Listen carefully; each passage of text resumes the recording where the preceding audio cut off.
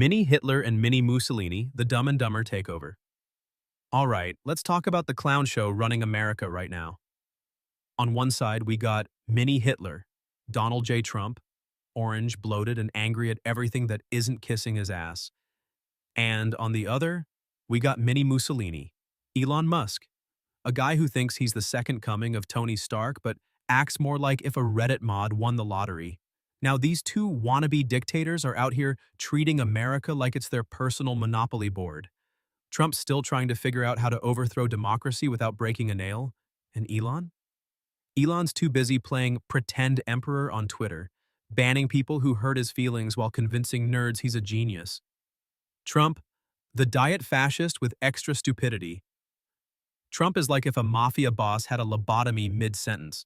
The guy's running around promising dictatorship on day one like it's a goddamn Costco sample. Come on down, folks. First taste of authoritarianism is free. His supporters are acting like this is some bold genius strategy. No, it's just fascism with extra ketchup. And the hush money trials? This man paid off a porn star, got caught, and somehow convinced a bunch of people that he's the victim.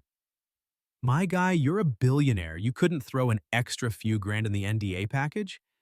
Instead, we got the first president in history whose legal defense is basically, nah, I didn't do it, while actively doing it.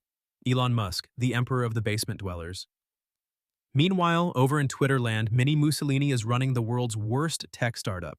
He bought a functional website for $44 billion, renamed it after a rejected Vin Diesel movie, and turned it into a digital trailer park where Nazis and crypto bros can argue over who's more broke. And he's out here preaching free speech while suing people for making fun of him. Like, how insecure do you gotta be? This man has more kids than a Mormon wedding and still needs random strangers online to tell him he's a genius.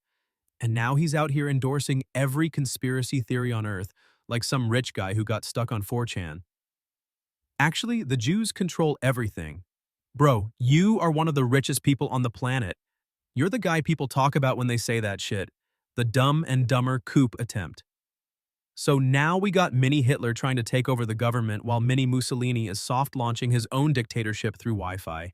And somehow people think these two clowns are the answer to our problems. Trump can't spell democracy, and Elon can't run a website without melting it into the ground.